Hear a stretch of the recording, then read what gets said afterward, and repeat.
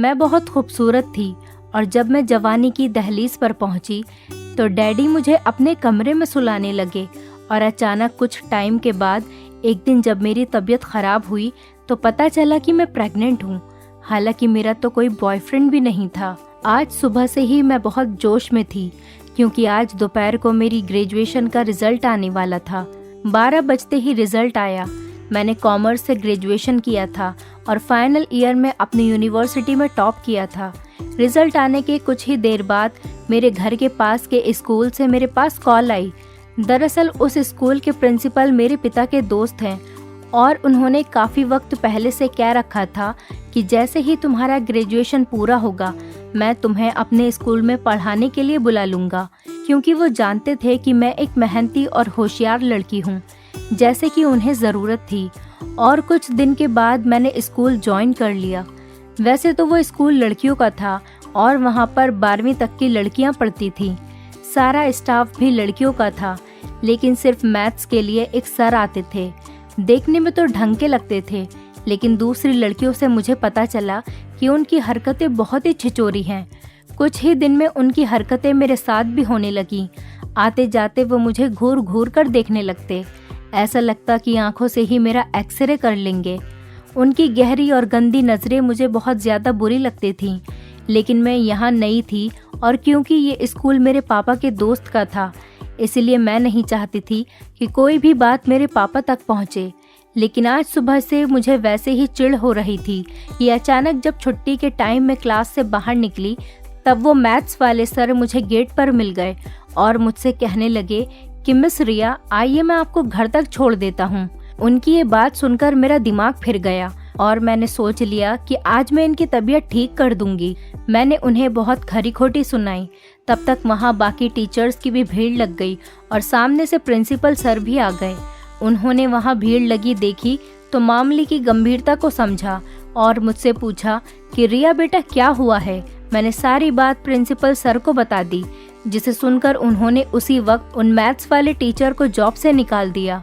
मैंने उनसे कहा कि अंकल, आप ये बात मेरे पिताजी को मत बताइएगा, वरना हो सकता है वो मुझे जॉब करने से ही रोक लेंगे। हालांकि सब कुछ नॉर्मल हो गया था, लेकिन मेरा मूड पहले से ही ऑफ था और इस सब से मेरा मूड और बिगड़ गया। इसी बिगड़े मूड के साथ मैं थकी हारी स्कूल से पढ़ाकर जब घर लौटी तो घर पर डैडी को देखकर हैरान थी, क्योंकि डैडी तो इस वक्त ऑफिस में ही होते थे।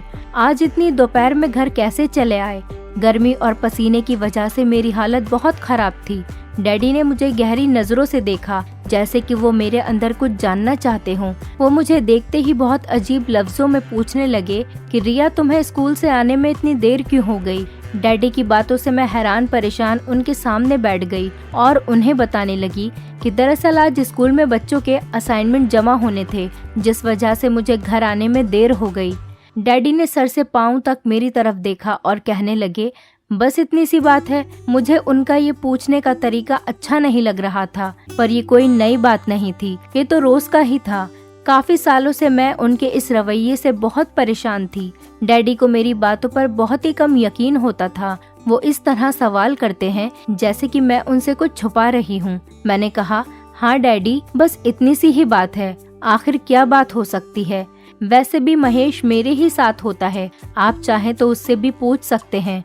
मुझे स्कूल ले जाने और लाने वाला ड्राइवर 27 साल का जवान लड़का था। उसका नाम महेश था, लेकिन डैडी को उस पर बहुत ज्यादा भरोसा था।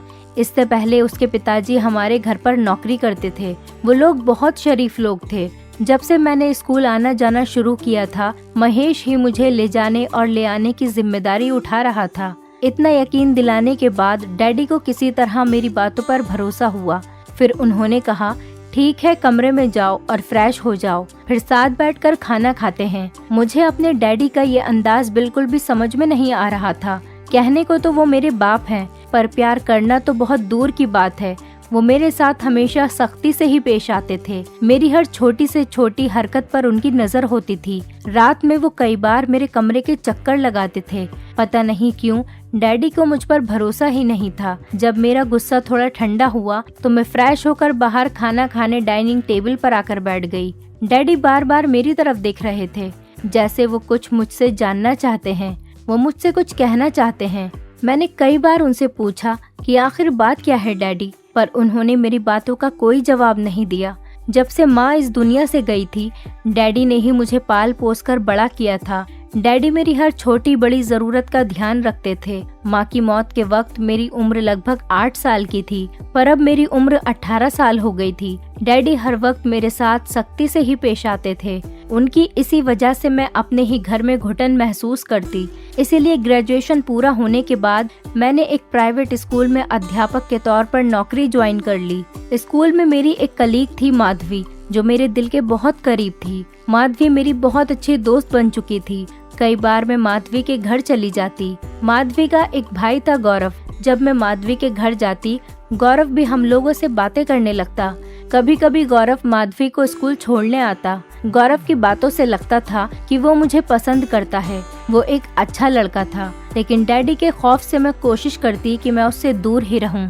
लेकिन एक दिन मेरी बदकिस्मती थी कि मुझे नहीं पता डैडी मेरे पीछे मेरे स्कूल आ गए और उन्होंने गौरव के साथ मुझे बातें करते हुए देख लिया। डैडी मेरे कॉलेज क्यों आए थे ये तो मुझे नहीं पता, पर उस दिन से मेरी जिंदगी में कयामत आ गई। गौरव के साथ बात करता हुआ देखकर गुस्से में डैडी ने मुझे अपनी गाड़ी में बिठाया और अपने साथ घर लेकर आ गए। उस दिन से डैडी ने मेरा स्कूल आना जाना बंद करवा दिया और मेरी जॉब भी छुड़वा दी। उन्हें शक था कि गौरव के साथ मेरा रिश्ता है। मैंने डैडी को लाख समझाने की कोशिश की, पर डैडी ने मेरी एक ना सुनी और गुस्से में मुझसे कहने लगे, मैं अपनी इज्जत को दांव पर नहीं लगा सकता। तुमने मेरे भरोसे को तोड़ा है। तुम्हारी माँ के गुजर जाने के बाद मैंने हर दिन तुम्हारी फिक्र में गुजारा है। इतनी पाबंदियों के बाद तुमने आज मेरे मुंह पर कालिक पोत दी। डैडी की इस बात ने मुझे अंदर से खोखला कर दिया। मेरा रोना धोना कुछ काम नहीं आया। फिर बिना किसी गुनाह के मेरी जॉब छूट गई, जबकि गौरव के साथ मेरा ऐसा कोई रिश्ता ही नहीं था कि डैडी के सामने मुझे शर्मिंदा होना पड़े या डैडी की इज्जत पर कोई आंच आती। मैं घर में बंद होकर रह गई थी और हर वक्त खामोशी से अपने कमरे में पड़ी रहती। हमारे घर में पैसे रुपए की कोई कमी नहीं थी, पर एक आजादी थी जिसके लिए मैं तरस रही थी। मेरे डैडी को ही जब मेरे ऊपर भरोसा नहीं था, तो मैं गैरों से क्या उम्मीद रखती। एक दिन मेरे डैडी के दोस्त शर्मा अंकल, जो कि मेरे डैडी के बिजनेस पार्टनर भी थे, वो हमारे घर आए। आते ही मेरी जॉब के बारे में पूछने लगे। मैंने रोते रोते उन्हें सारी बात बता दी। वो डैडी के पुराने दोस्त हैं और अक्सर ही हमारे घर पर आ जाया करते थे, इसलिए मुझे उनसे कोई झिझक नहीं थी। मैं अपने दिल की हर बात उनसे आसानी से बता दिया करती।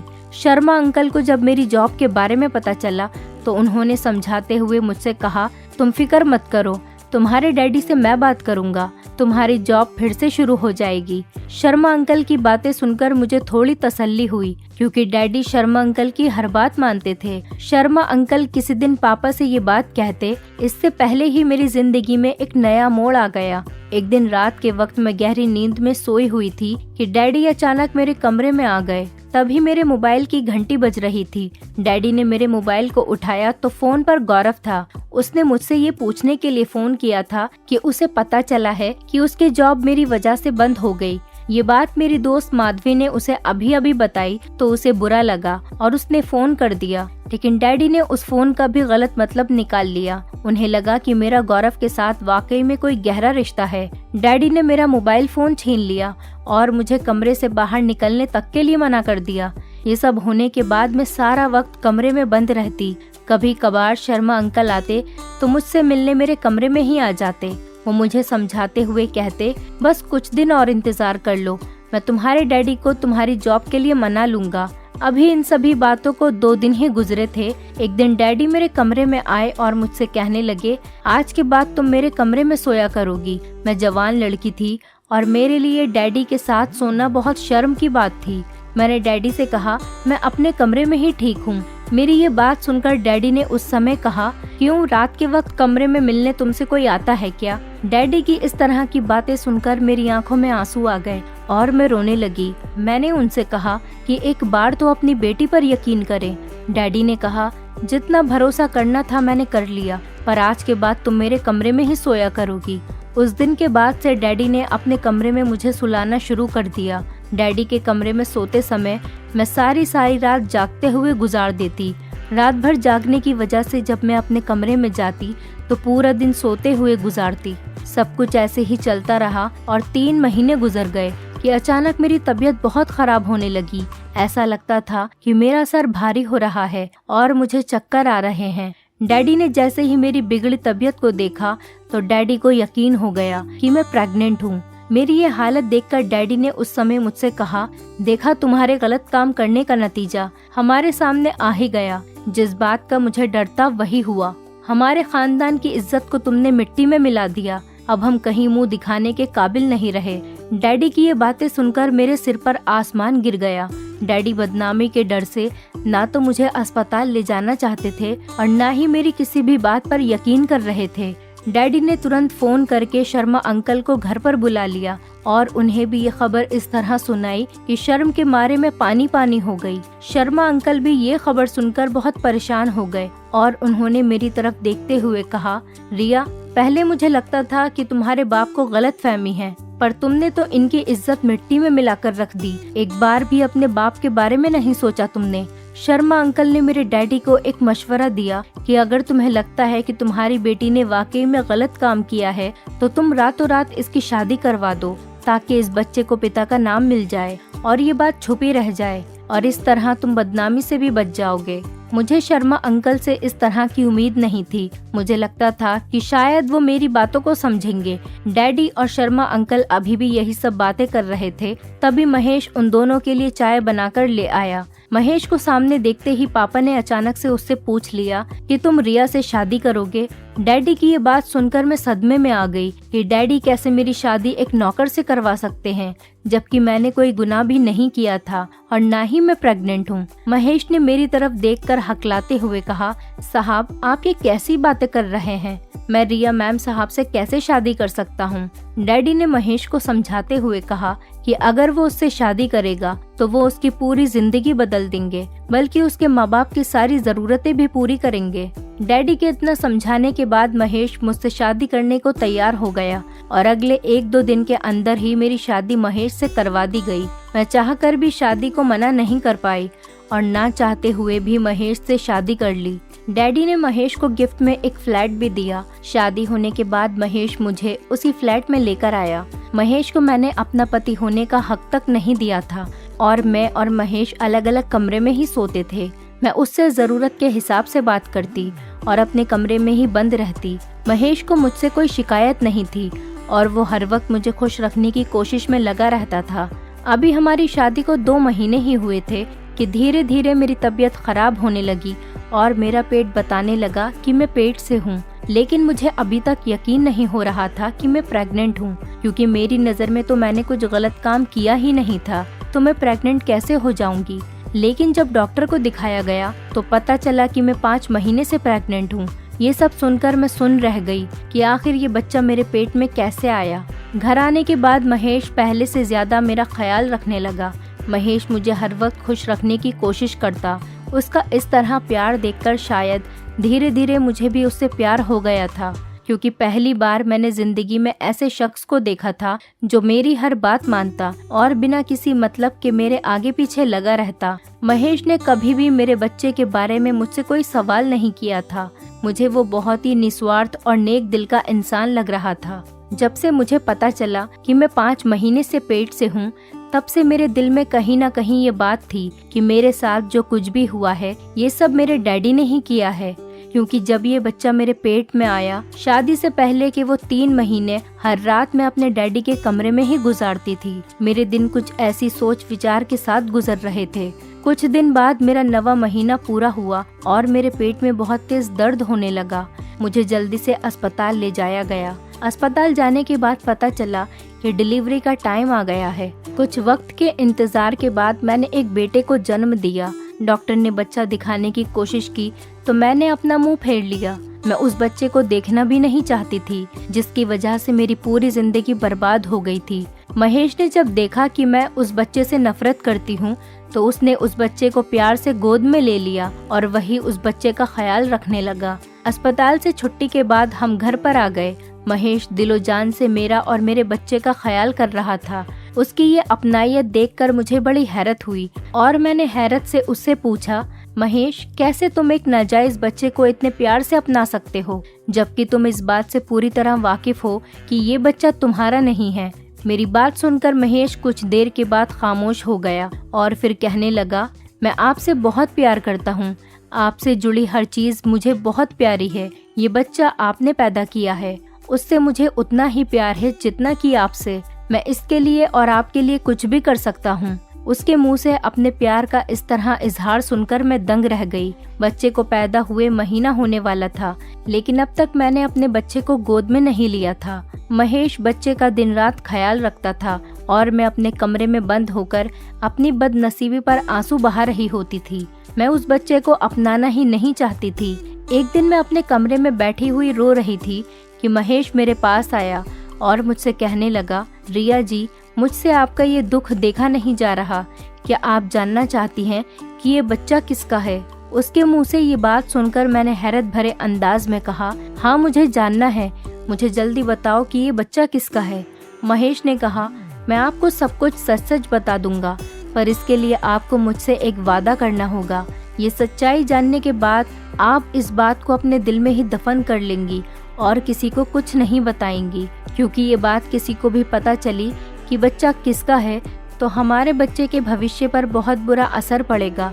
इसमें इस मासूम का क्या कसूर? मुझे किसी भी हालत में सच्चाई जाननी थी, इसीलिए मैंने वादा किया कि ठीक है, जैसा तुम कहते हो मैं वैसा ही करूंगी।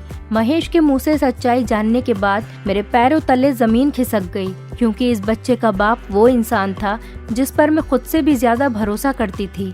मेरे बच्चे के पिता शर्मा अंकल थे और उन्होंने ये सब मेरे साथ मेरे डैडी की प्रॉपर्टी हड़पने के लिए किया था। शर्मा अंकल शुरू से ही हमारे घर आया जाया करते थे, इसीलिए मेरे डैडी उनके ऊपर बहुत भरोसा करते थे कि एक दिन शर्मा अंकल घर पर आए थे।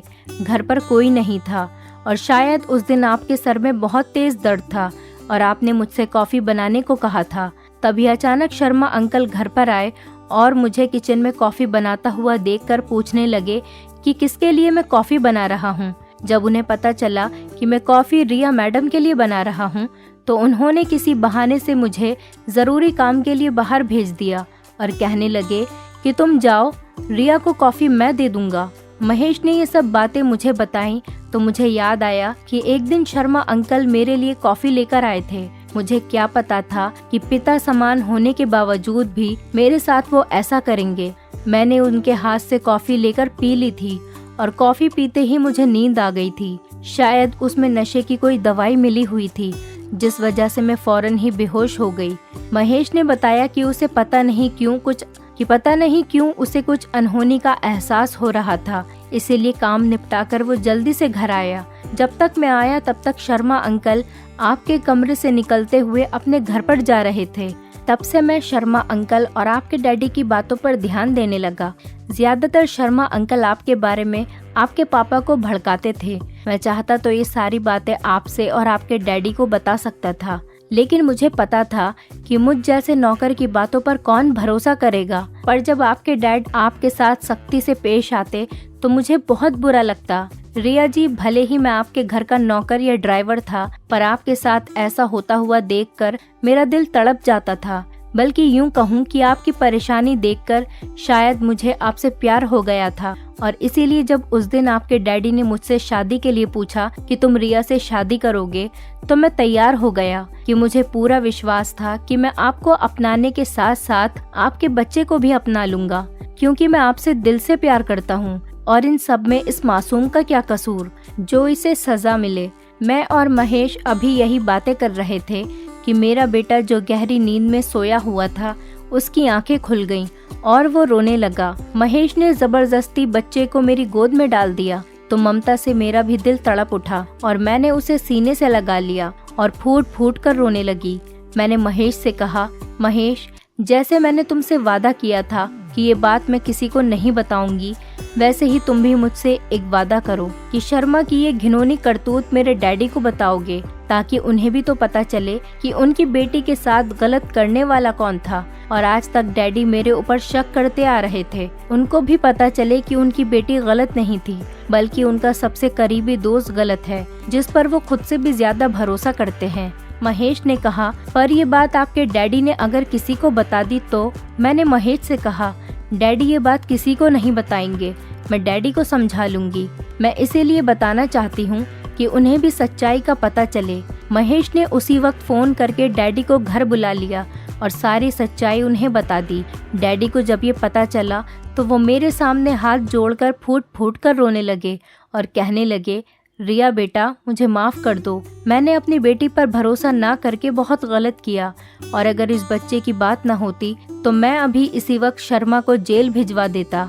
डैडी उसी दिन मुझे और महेश को अपने साथ लेकर चले आए और शर्मा से सारे रिश्ते नाते तोड़ दिए। मैंने और महेश ने वादा किया कि हम गैरों से ज्यादा अपने बच्चे की बातें सुनेंगे, क्योंकि जो मेरे पापा ने मेरे साथ किया कोई भी पेरेंट्स अपने बच्चे के साथ वैसा ना करे। क्योंकि अगर मेरे डैडी मुझ पर भरोसा करते तो आज मुझे ये दिन ना देखना पड़ता।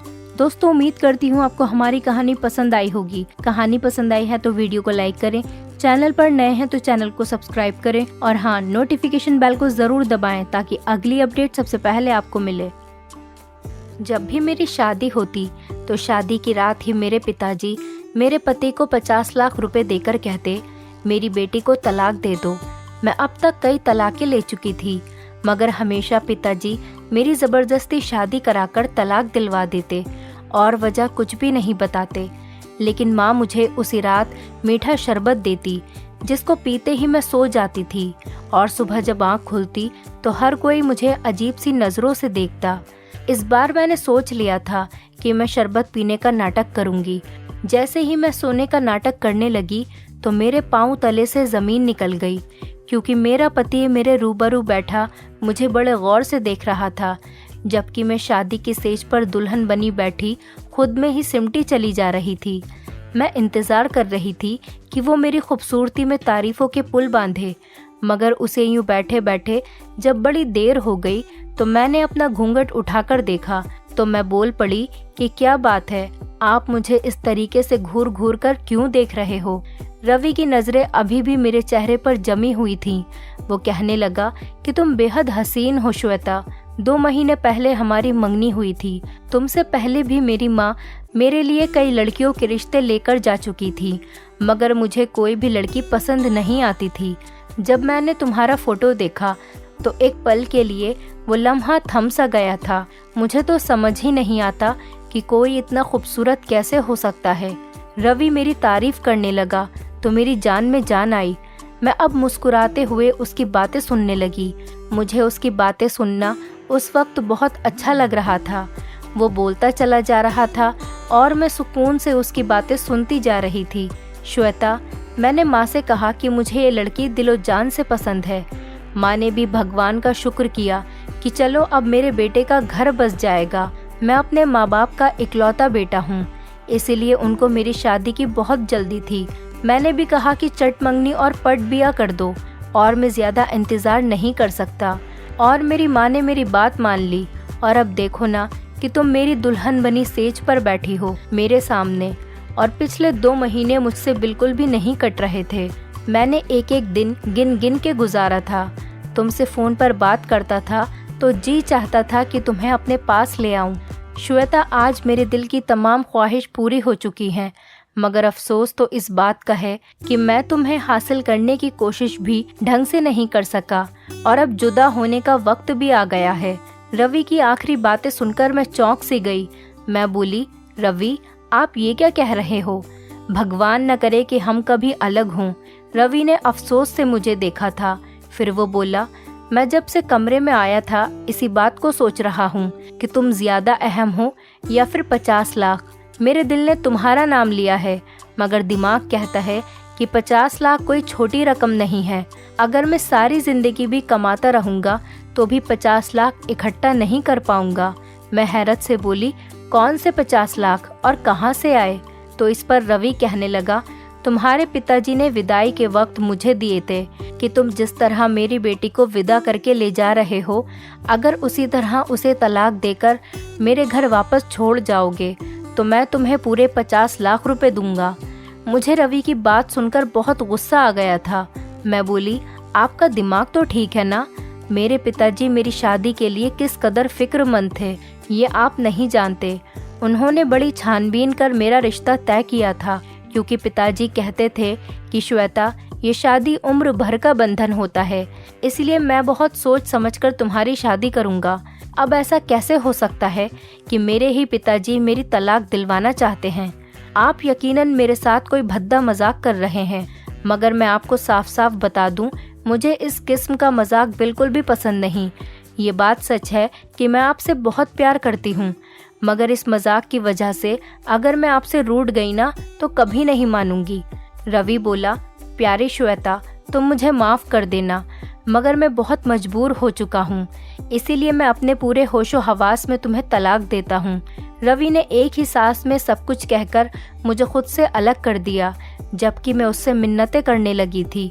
मैंने तो कभी ख्वाब में भी ये नहीं सोचा था कि मेरे साथ ऐसा भी हो सकता है। शादी के स्टेज पर ही मुझे तलाक मिल जाएगी।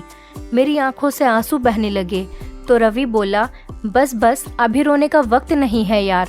मुझे डर है कि तुम्हारे पिताजी अब अपना फैसला न बदल लें। ये न हो कि मुझे 50 लाख रुपए में से एक फूटी कौड़ी भी न मिले।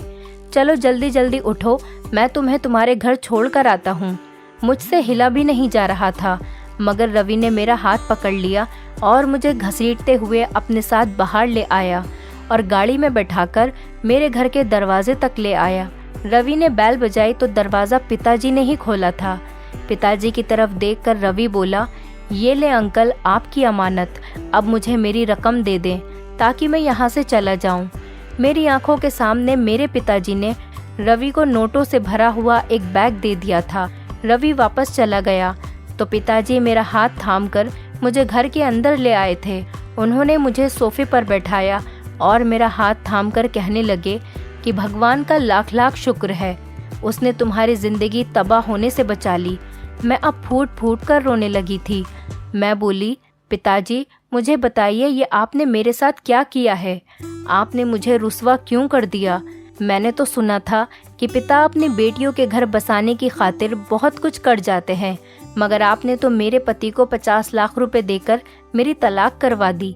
मैं अब तलाक का ठप्पा माथे पर सजाकर कहाँ फिरूंगी?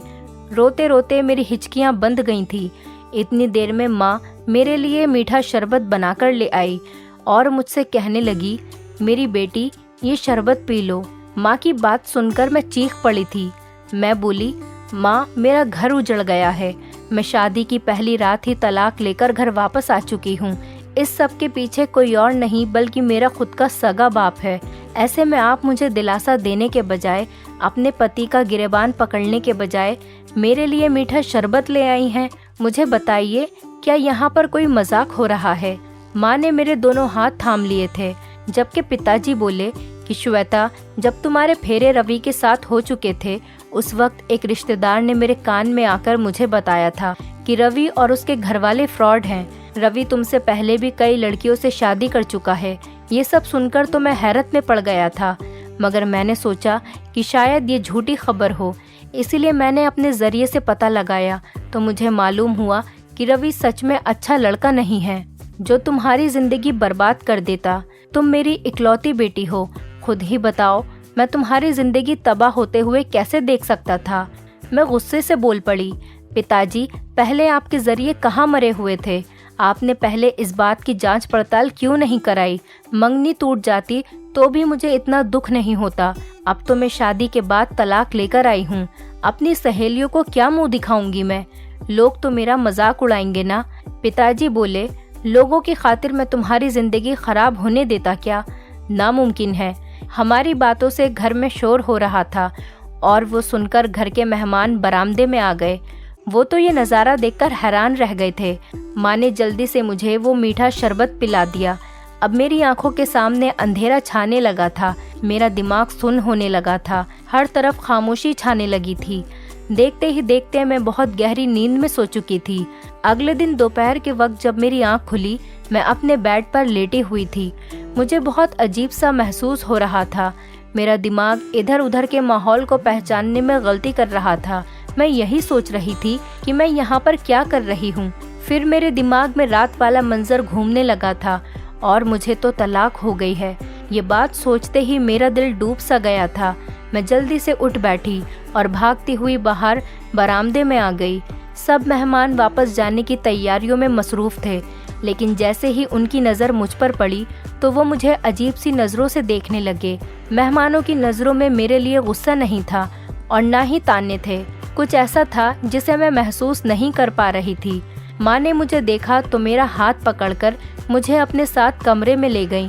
कहने लगी, श्वेता, तुम दिल छोटा मत करना, मैं तुम्हारा घर ज़रूर बसाऊंगी और एक ऐसे शख्स को तुम्हारा जीवन साथी बनाऊंगी जो तुम्हें सराखों पर बैठाकर रखेगा, तुम्हें दुनिया जहाँ की खुशियाँ देगा। तुम अपना दिल छोटा मत करो बेटा। जब तक तमाम मेहमान चले नहीं गए, मैं माँ के कमरे में ही चुप करके बैठी रही। मुझ में इतनी हिम्मत नहीं थी कि मैं किसी का सामना कर सकूं। जब शोर थम गया तो मैं अपने कमरे में वापस आ गई थी। मैंने अपना मोबाइल उठाया था और रवि के साथ अपनी पुरानी चैट्स पढ़ने लगी थी। उसने हर मैसेज में मुझसे अपनी मोहब्बत का इजहार किया था। उसने हमेशा साथ निभाने का वादा किया था। उसके हर मैसेज में यही लिखा था कि वो मुझे कभी अकेला छोड़कर नहीं जाएगा। क्या ऐसा भी हो सकता है कि ऐसी बातें करने वाला इंसान धोखेबाज हो सकता है? मेरे दिल से ये बात जा ही नहीं रही थी कि नहीं, ऐसा नहीं हो सकता। तब मुझे अपने पिताजी से बेइंतहा नफरत होने लगी थी। उनकी वजह से मेरा घर टूट गया था। मैं लोगों से डरने लगी थी, इसीलिए घर से बाहर भी नहीं निकलती थी। जबकि पिताजी ये सब देखते तो निहायत अफसोस में डूब जाते थे। वो मुझसे कहते, श्वेता, तुम बाहर निकलो, घूमो फिरो, खुद को यूं घर में कैद मत रखो। मैं उनकी बातें एक कान से सुनकर दूसरे कान से निकाल देती थी, मगर पिताजी मुझे ज़बरदस्ती अपने साथ बाहर ले जाने लगे थे। वो मुझे बहुत ज़्यादा वक्त देते थे। वो मुझे हर वक्त समझाते रहते थे। एक दिन मुझसे कहने लगे, तुम्हें चॉकलेट पसंद है ना? मैंने हाँ में सिर हिला दिया। तो कहने लगे कि तुम चॉकलेट खाने के लिए किस हद तक जा सकती हो? तो मैं बोल पड़ी कि पापा, मैं तो पहाड़ से भी पूछ सकती हूँ। तब पापा बोले, और अगर तुम्हारे सामने मैं एक तरफ बिरयानी रख दूं और एक तरफ चॉकलेट, तो तुम किस चीज़ को चुनोगी? मुझे हंसी आ गई और मैं बोली कि एक भी मिनट गवाए बगैर मैं बिरयानी ही खाऊंगी, क्योंकि बिरयानी के सामने चॉकलेट की मोहब्बत दिल से गायब हो जाती है। तब पापा बोले, श्वेता, तुम रवि के लिए सिर्फ एक चॉकलेट जैसी हैसियत रखती हो, जबकि पैसे उसके लिए बिरयानी जैसे हैं। उसने तुम्हें पैसों की खातिर छोड़ दिया, तो क्या अब तुम सारी जिंदगी उसका रोग अपने दिल से लगाकर बैठी रहोगी? मैं पापा की बातें सुनकर फूट फूट कर रोने लगी। आखिर वो सच ही तो कह रहे थे। रवि ने अगर मुझे छोड़ा था तो इसमें पापा का क्या कसूर था? और ना ही पैसों का, बल्कि असल कसूरवार तो खुद रवि था, जिसकी नीयत खराब हो गई थी। उस दिन मैं इतना रोई थी कि दिल से रवि का ख्याल हमेशा हमेशा के लिए निकल गया था। पापा मुझे नई शुरुआत के लिए तैयार कर रहे थे। उन्होंने मुझे एक लड़के की तस्वीर दिखाई तो मैंने अपनी रजामंदी जाहिर कर दी। पिताजी ने लड़के वालों को घर बुला लिया और मेरी और किशन की मुलाकात भी करवा दी। किशन एक अच्छा लड़का था। वो कहने लगा, मुझे मालूम हुआ है कि आपकी पहली शादी खत्म हो गई है। मैं जानता हूँ कि लड़कियों के लिए शादी का टूट जाना बहुत ही खतरनाक चीज़ होती है और उन्हें बहुत बड़ा सदमा लगता है। मैं आपको इस गम और सच में से निकालने की पूरी कोशिश करूँगा और आपको बहुत ज़्यादा मोहब्बत दूंगा। किशन की बातें सुनकर मेरे अंदर उम्मीद जाग गई। मैंने पापा से कह दिया था कि मैं किशन के साथ शादी करने पर राज़ी हूँ, पर इस बार मैं मंगनी नहीं करना चाहती थी। मैंने सीधा शादी के ऑप्शन का चुनाव किया। इसीलिए सिर्फ 2 ही हफ्तों के बाद ही वो दिन भी आ गया जब मेरी और किशन की शादी हो गई। मैं खुश थी, मगर इस बार शादी की रात के लिए मेरे दिल में बहुत सारे डर और वसवसे उमड़ रहे थे। वो कहते हैं ना कि दूध का जला छाछ भी फूंक फूंक कर पीता है। मैं किशन के कमरे में बैठी थी। वो बहुत खुश था। मेरे पास आया, मेरा घूंघट उठाया और मेरे हाथ में सोने की अंगूठी पहनाकर बोला, श्वेता, मैं तुम्हें उम्र भर खुश रखने की कोशिश करूँगा। मैं मुस्कुराकर बोली, क्या मुझे आपकी बातों पर यकीन कर लेना चाहिए? किशन ने हाँ में सिर हिला दिया और बोला, जान की बाजी लगा दूंगा, मगर आपकी आंखों में कभी आंसू नहीं आने दूंगा। तभी अचानक किशन के फ़ोन की घंटी बजने लगी। उसने फ़ोन निकाल कर कान से लगाया तो उसके चेहरे की मुस्कुराहट अचानक से गायब हो गई। वो कहने लगा, आप ये क्या कह रहे हैं? मैं आपकी बात समझ नहीं पा रहा। फ़ोन करने वाला आदमी उसे कुछ बताने लगा। उसकी बातें सुनकर किशन कहने लगा कि मैं आपकी बात पर कैसे यकीन कर लूँ। दूसरी तरफ उस आदमी ने पता नहीं उससे क्या कहा, किशन के चेहरे पर अचानक से मुस्कुराहट आ गई। किशन ने फ़ोन बंद कर दिया और मेरा हाथ पकड़कर बोला, श्वेता, मैं तुम्हें डिवोर्स देना चाहता हूँ। उसके ये अल्फाज मेरे दिल पर हथौड़े की तरह लगे। मैं गुस्से में बोली, तुम क्या बकवास कर रहे हो? किशन कहने लगा, श्वेता, मैंने 2 साल पहले ही एक प्राइवेट कंपनी में जॉब स्टार्ट की थी। उस कंपनी ने मुझे बहुत बुरे हालात से गुजारा। तनख्वाह भी बहुत कम थी, जबकि मेरे हुनर के सामने इतनी छोटी नौकरी बिल्कुल भी नहीं जचती थी। हालांकि उस कंपनी वालों ने मेरी वजह से बहुत तरक्की की, लेकिन फिर भी मेरी तनख्वाह नहीं बढ़ाई और ना ही मुझे कोई इज्जत दी। जिस दिन मैं तुमसे मिलने तुम्हारे घर आया था, तब तुम्हारे पापा कहने लगे, मुझे बताओ किशन, तुम्हारी जिंदगी की सबसे बड़ी ख्वाहिश क्या है? इस पर मैं उनसे बोला कि अगर मुझे 20 लाख रुपए मिल जाएं तो मैं अपना बिजनेस शुरू करना चाहता हूँ। अभी तुम्हारे पिताजी का फ़ोन आया था, वो मुझे 50 लाख रुपए देने के लिए राज़ी हैं। बदले में उन्हें मुझसे तुम्हारे लिए तलाक चाहिए। मैं तुम्हें तलाक हरगिज़ न देता, मगर एक तरफ तुम थी और दूसरी तरफ मेरा एक बहुत बड़ा सपना। चलो आओ, मैं तुम्हें तुम्हारे घर छोड़ देता हूँ, क्योंकि अब हम दोनों एक दूसरे के लिए अलग हो चुके हैं। उसकी ये बातें सुनकर मेरा सर चकराने लगा। गुस्से से मेरे गाल लाल हो गए थे। मैं दहाड़ कर बोली, नहीं जाना मुझे तुम्हारे साथ, मैं खुद चली जाऊंगी। किशन मुस्कुराकर बोला, यार, मेरी मजबूरी है कि तुम्हारे पापा ने मुझसे कहा है कि अगर तुम मेरी बेटी को छोड़ने आए तभी तुम्हें पैसे दूंगा। इसीलिए अगर मुझे तुम्हारे साथ ज़बरदस्ती भी करनी पड़ी तो मैं उससे भी पीछे नहीं हटूंगा। मैंने सर हिला दिया था। मैं कुछ कहे बिना ही किशन के साथ चल पड़ी। जो मर्द मुझे पैसों की खातिर तलाक दे सकता था, फिर वो कुछ भी कर सकता था। घर के दरवाजे पर किशन ने ही बेल बजाई, जबकि पिताजी मुझे देखकर बोले, आ गई मेरी बेटी। वो ऐसे अंदाज में मुझसे पूछ रहे थे जैसे कि कोई बात हुई ही नहीं है। ऐसा लग रहा था जैसे मैं कहीं घूमने गई थी और वहां से वापस आई हूँ। मैं कुछ नहीं बोली। पिताजी बाहर निकलकर किशन से बातचीत करने लगे। तभी मेरी माँ मेरे लिए वो मीठा शरबत फिर से ले आई। माँ और पिताजी ने दूसरी बार भी मेरा घर उजाड़ दिया था। तभी मुझे पीछे से पापा की आवाज़ सुनाई दी कि किशन एक अच्छा लड़का नहीं था, वो तुम्हें खुश नहीं रख पाता। मैं गुस्से में बोली, पापा, मुझे हैरत होती है कि आपने करोड़ों का बिजनेस अकेले कैसे संभाला हुआ है, जबकि आप में तो कोई भी फैसला करने की ताकत ही नहीं है। आपको इतना भी नहीं मालूम कि आपके सामने बैठने वाला आदमी अच्छा है या धोखेबाज है।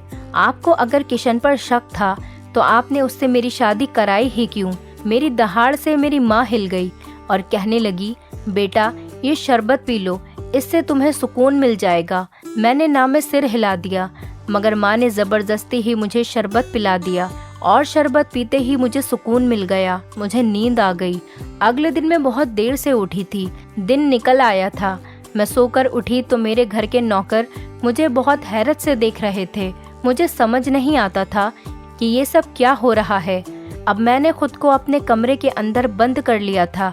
मैं किसी से मिलती जुलती नहीं थी। पापा एक दिन मेरे पास आए और कहने लगे कि कितने दिन हो गए हैं, मैं तुम्हारा इंतज़ार करता रहा था कि तुम बाहर आओगी, हमारे साथ मिल जाओगी, बातें करोगी, मगर तुमने तो हमसे दूरी बना ली। मैंने कहा, पापा, मुझे बताइए, आपने मेरे साथ इतना बुरा क्यों किया? आपने मेरी तलाक क्यों करवाई? पापा कहने लगे, बेटा, कभी कभार अपनी औलाद की बेहतरी के लिए इंसान को करना पड़ता है, वरना दुनिया में ऐसा कौन सा पिता होगा जो ये चाहेगा कि उसकी बेटी को मुश्किल हालात का सामना करना पड़े। मेरा बस चले तो तुम्हारे पाँव भी अपनी हथेली पर रखूं, मगर ये दुनिया है बेटा, यहाँ माल और संतान इंसान की आजमाइश के लिए ही है। मैंने जो कुछ भी किया बड़ी तकलीफ में किया है। मैं हरगिज ऐसा नहीं करना चाहता था। मैंने सर हिला दिया और कहा, पिताजी, आखिरी बार था। मैं अब आपको अपने एहसास और अपने जज्बात के साथ खेलने की इजाज़त नहीं दूंगी। पिताजी बोले, हाँ हाँ, बिल्कुल वैसा ही होगा जैसा तुम कहोगी। उस दिन के बाद मैं पिताजी और माँ के साथ बैठने लग गई। मेरे दिल में बहुत से सवाल थे। पिताजी मुझे तलाक क्यों दिलाते थे? क्या मेरे दोनों पति बहुत ही बुरे थे? अगर बुरे ही थे तो पिताजी को इसके बारे में पहले से क्यों नहीं पता चलता था? शादी की रात क्या कोई मुखबिर आकर उनको बताता था कि तुम्हारी बेटी का पति अच्छा नहीं है, उसे तलाक दिलवा दो? चलो ये भी मान लिया कि पिताजी को पता चल जाता था, फिर वो 50 लाख की रकम देकर ही मुझे तलाक क्यों दिलवाते थे? मैं अभी इन्हीं सवालों के जवाब ढूंढ नहीं पाई थी कि पिताजी ने मुझसे कह दिया कि वो मेरी तीसरी शादी कराना चाहते हैं। मैं तो पिताजी की बात सुनकर ही आपे से बाहर हो गई थी। मैं बोली, नहीं नहीं पिताजी, अब बस हो गया। मैं आपको अपनी ज़िंदगी के साथ खिलवाड़ करने की इजाज़त नहीं दूंगी। पिताजी बोले, बेटा, अब की बार मैंने तुम्हारे लिए बहुत अच्छा लड़का ढूंढा है। मैं बोली, पिताजी, अगर मेरे लिए लड़का आसमान से भी उतारा जाए तो भी मैं तीसरी बार शादी नहीं करूंगी। पिताजी ने मेरे सामने हाथ जोड़ दिए और फूट फूट कर रोने लगे थे। वो बोले, मैं जब जब तुम्हें उदास देखता हूँ तो मेरे दिल के टुकड़े हो जाते हैं। मेरी बेटी, मुझे माफ़ कर दो। मैं अगर तुम्हें यूं ही उदास देखता रहा तो अपनी जान से हाथ धो लूँगा। मैं तो पिताजी की बात सुनकर ही बहुत घबरा गई थी कि वो इस हद तक भी जा सकते हैं।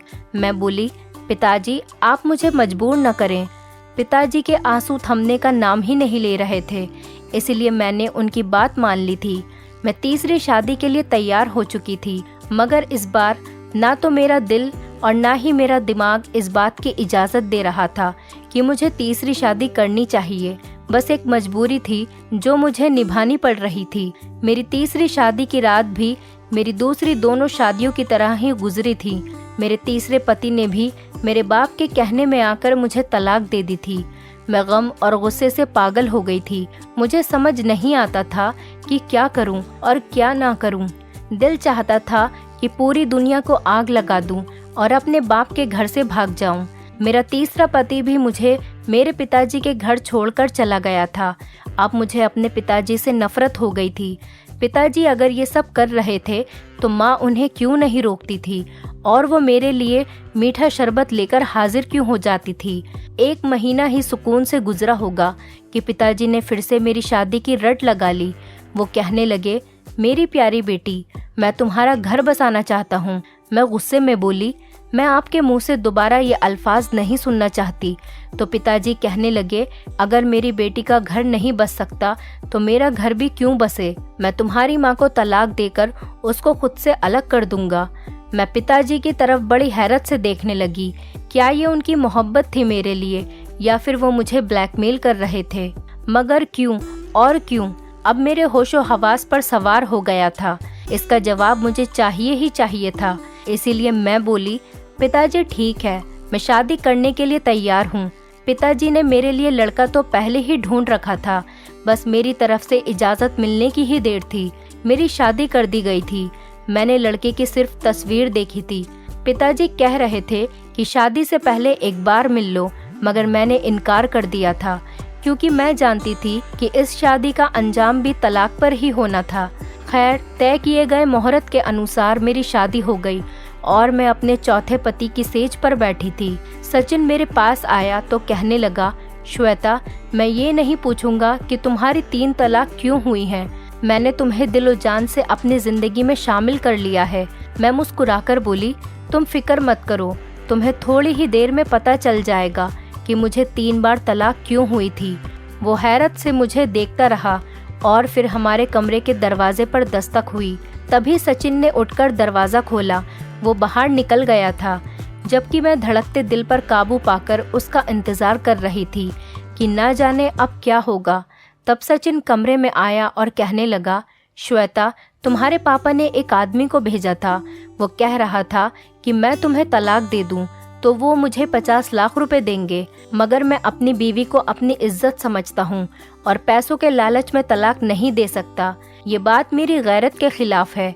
मैं बड़ी हैरत से अपने पति को देख रही थी। क्या मर्द ऐसे भी होते हैं जो अपने शब्दों पर जमे रहें, जिनको पैसे का लालच तोड़ न सके, जिनको पैसों का लालच तोड़ न सके। मैं सचिन को आजमाने की खातिर बोली, सचिन, मेरी पहली तलाक भी इसी वजह से हुई थी। मेरे पति मुझे पैसों की खातिर छोड़कर चला गया था। आप क्यों इतनी अच्छी डील अपने हाथों से गवा रहे हैं?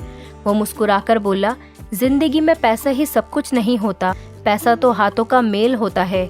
मेरे माँ बाप और मेरी बीवी ही मेरी पूरी दुनिया है, ना कि पैसा। सचिन की बातें सुनकर मुझे लगा था कि मेरा दिल खुशी से फट जाएगा। फिर मैं बोली, सचिन, एक बात कहूँ? इस पर उसने हाँ में सिर हिला दिया। तो मैं बोली, मैं इस चीज़ से बेखबर हूँ कि मेरे पिताजी ने मेरे साथ ये सब क्यों किया। मैं अब हकीकत मालूम करना चाहती हूँ, इसीलिए आप मेरे साथ चलें और ये जाहिर करें कि मुझे तलाक दे चुके हैं, फिर सब कुछ पता चल जाएगा। सचिन ने मेरी बात मान ली और हम मेरे माता पिता के घर चले गए। पिताजी सचिन से बात करने लगे, जबकि मैं घर में आकर रोने लगी थी। माँ ने मुझे फिर से वो मीठा शरबत ला दिया। मैंने उनसे नज़र बचाकर शरबत गिरा दिया और कुछ सोने का नाटक करने लगी थी। अभी मुझे 10 मिनट ही गुजरे थे कि हमारे घर में बहुत से लोग आने लगे थे। पहले तो एक नर्स आई थी। उसने मेरा चेकअप किया तो कहने लगी, इसको फिर से पागलपन का दौरा पड़ा है। ये लड़की मर्द को अपने इर्द गिर्द बर्दाश्त नहीं कर सकती, तो आप इसकी शादी करते ही क्यों हैं? ये अपने आप को नुकसान पहुंचाने लगेगी, तब आपको सुकून मिलेगा। फिर एक वकील घर में आ गया। पिताजी ने नर्स की कही हुई बातें वकील को बता दी थी। नर्स ने भी वही बात वकील के सामने दोहराई थी। फिर सचिन को भी वहीं पर बुला लिया गया था। वो कहने लगा, वकील साहब, मैं जैसे ही कमरे में पहुंचा, मेरी बीवी ने मुझ पर हमला कर दिया और मुझे मारने पीटने लगी। फिर बोली, तलाक दे दो, नहीं तो मैं अपनी जान दे दूंगी। इसीलिए मैंने तलाक दे दी। ऐसा मुझे श्वेता के पिताजी ने कहने के लिए कहा था, मगर मैंने ऐसा नहीं किया। मेरी पत्नी बिल्कुल ठीक ठाक है। मैं भी उठ बैठी थी और वकील साहब से बोली, ये सब मेरे खिलाफ साजिश है। मेरे पिताजी ने 3 बार मुझे तलाक दिलवाई है। वकील ने सर हिला दिया और बोला, श्वेता, आपके सगे पिताजी ने मरने से पहले अपनी सारी जायदाद आपके नाम कर दी थी, मगर उनकी वसीयत में ये शर्त थी कि जब तक आपका घर नहीं बस जाता, ये जायदाद आपके नाम पर ट्रांसफर नहीं हो सकती। आपका सौतेला बाप शायद इसीलिए ये खेल खेल रहा होगा। वो हर बार आपको तलाक दिलवाकर मुझे बुला लेता था और कहता था कि मेरी बेटी घर बसाने के काबिल नहीं है, उसके साथ ज़हनी मसला है, और फिर ऐसा ही बयान आपका पति भी देता था। मैं हक्का बक्का रह गई थी। क्या सच में ये इंसान जिसको मैंने सारी जिंदगी पिताजी की तरह चाहा, वो मेरा सगा बाप नहीं था? मैं बोली, माँ, अगर ये शख्स मेरा सगा बाप नहीं था तो क्या हुआ? आप तो मेरी सगी माँ थी ना, फिर आपने ये सब क्यों किया? इस पर सचिन कहने लगा, मैं बताता हूँ। तुम्हारी माँ ने तुम्हारे पिताजी के साथ रहते हुए इस शख्स के साथ मोहब्बत की नज़दीकियाँ बढ़ा ली थी और फिर उसके साथ घर से भागकर डाइवोर्स ले ली थी। तुम्हारे सगे बाप इसी सदमे में चल बसे थे, इसीलिए उन्होंने ऐसी वसीयत की थी। तुम्हारी माँ की आंखों से शायद अभी तक इस शख्स की मोहब्बत की पट्टी नहीं उतरी है, जो ये तुम्हारे साथ ये सब करने से बाज नहीं आई। मैं फूट फूट कर रोने लगी थी। आज मैं भरी दुनिया में तन्हा रह गई थी। सचिन ने ही मुझे सहारा दिया था। मैंने अपने माता पिता के खिलाफ धोखाधड़ी का केस दर्ज कर दिया था। उनको पुलिस पकड़कर ले गई। जिन लोगों ने मुझ पर रहम नहीं किया, भला मैं उन पर तरस कैसे खा सकती थी? फिर जब तक इन लोगों को सजा नहीं मिल जाती, इन लोगों की हरकतें बदलने वाली नहीं थी। सारी जायदाद मेरी हो चुकी है। मैं और सचिन ही हर चीज का ख्याल रखते हैं। सच है कि पैसा बहुत बुरी आजमाइश है। ये अपने सगे लोगों का खून सफेद कर देता है। दोस्तों, उम्मीद करती हूँ आपको हमारी कहानी पसंद आई होगी। कहानी पसंद आई है तो वीडियो को लाइक करें, चैनल पर नए हैं तो चैनल को सब्सक्राइब करें और हाँ, नोटिफिकेशन बेल को ज़रूर दबाएं ताकि अगली अपडेट सबसे पहले आपको मिले।